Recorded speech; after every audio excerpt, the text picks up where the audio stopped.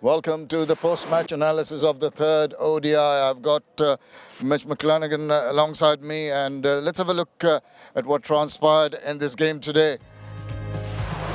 This 171 is all that Bangladesh could muster, and there was never ever any scoreboard pressure for the New Zealand team to get those runs. Yeah, no, there wasn't. You're absolutely right. The only shining light was Shanto at the top with 76. But Henry Nichols and Will Young were impressive again. Another strong partnership from them as well to get them across the line. Well, you did mention that Najmul Hussain Shanto was the only shining light, 50-plus runs, and he's the only one who really put his hand up, and he really played well. It was worth looking at this innings, but unfortunately he had no support. He was really very strong on the onside. Yeah, he was. He took it on. The New Zealand bowlers challenged him, particularly Lockie Ferguson tested him out on the short ball. He negated that. I thought his footwork to spin was impressive. The shining light out of overall a pretty poor performance from the Bangladesh batters. Yes, indeed, and what you needed was more runs on the board, but 4 wickets, and that is something that really pegged back Bangladesh. Yeah, it was 4 wickets from Adam Milne. I thought he was impressive at the top, and New Zealand used him in the right fashion. They had him with the new ball, which I like. He swings the ball both ways. Late swing, in fact, and he was impressive. He challenged the Bangladesh batsman to hit him down the ground. He came back and took impressive wickets in the middle, and then finished it off nicely with his career best figures, taking his first 4-foot. And you mentioned that he's not a regular new ball bowler. He normally comes in a little later, but with the new ball he really relished today. Yeah, it doesn't mean that he's not good with the new ball. I actually think he's probably better with the new ball. With Sher-e and Trent Boult in the past, it's been an option that they've had to take with Adam Milne. And it was nice to see him get an opportunity and be able to take that new ball for New Zealand today. And Will Young, I mean, he is the one who wasn't near at all flustered. And we talked about no pressure because of the target itself. And it was really wonderful to watch. And it was so very cool in the middle.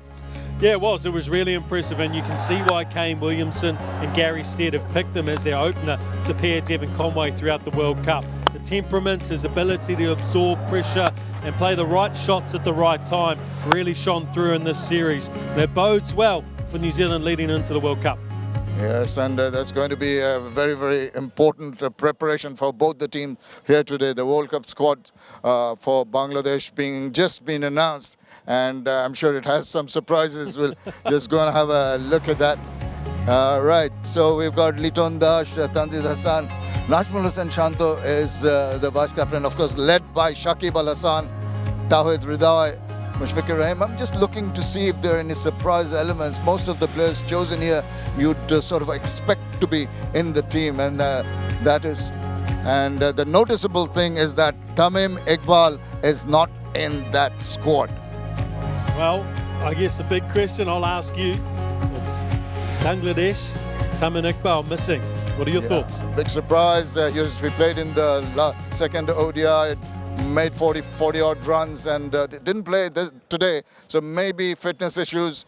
There could be one of the reasons for him not being there. But there you are. You've got to do with what you have, and the teams that they have, I think, is a strong enough unit to go into the World Cup. What about the New Zealand squad? Yeah, very strong side. If you can leave someone out like Henry Nichols from the squad, who's performing so well, you're in an impressive position. Tom Latham, Glenn Phillips, Devon Conway will come back, who weren't here today. Neesham is going to be important for New Zealand throughout the series. Great finisher. And Daryl Mitchell, who's in the form of his life at the moment for New Zealand. Bowlers are outstanding. Trent Boult leading that attack with Lockie Ferguson and Matt Henry. Well, just clicking at the right time, the New Zealand team going into the World Cup. So it was a great pleasure having you here, Mitch, for the 3 ODIs, and I'm sure you and I are both looking forward to the World Cup. Some bit of excitement, good cricket to come across. No, it's been a pleasure, and we wish Bangladesh the best for the World Cup, Shamim, and we'll see you back for the Test Series. And yes, looking forward to that, and I wish the New Zealand team all the best for the future. So wishing both teams all the best for the World Cup, which is coming up very shortly. Thank you for your time.